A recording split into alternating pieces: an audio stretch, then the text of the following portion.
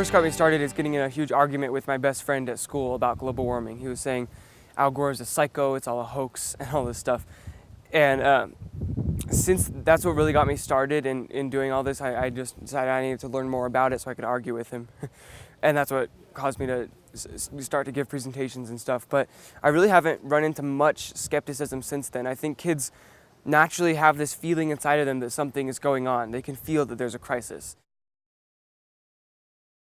I think there's a lot of little things that kids can do, like in their own families and within their schools and stuff. But if they band together and form groups and just band together, I think their voice is so much more powerful. And they can do little things like switching their school's energy to solar energy, or stopping car idling in the parking lot or something like that.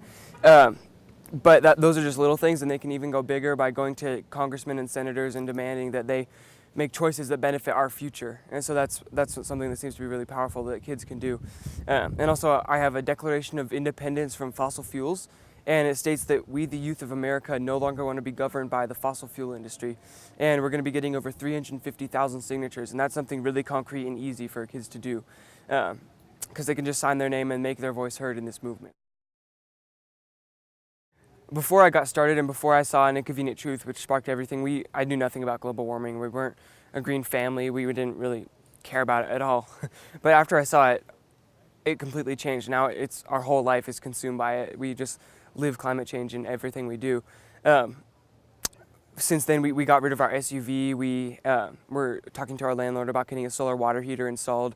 And we recycle, of course, and ride our bikes wherever we can. But it's just totally changed since I first started. It's kind of a shift in focus. We just think about things differently. So SLAP is a project I started a couple years ago. It stands for Sea Level Awareness Project. We worked with middle school and high school students from Ventura, California, to install these 9-foot poles warning of the future sea level rise because of global warming and how it will affect us if we do nothing about it.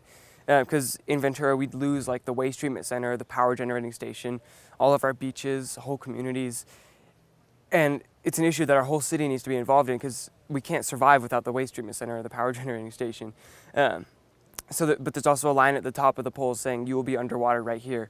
And it just kind of makes the issue just really concrete and real for people to understand, because a lot of times it just seems like this abstract thing that could happen sometime in the future and it won't really affect them. But it just kind of makes it clear that it'll affect them in their lives if we do nothing about it. And it just makes people aware of this issue and how it will affect us.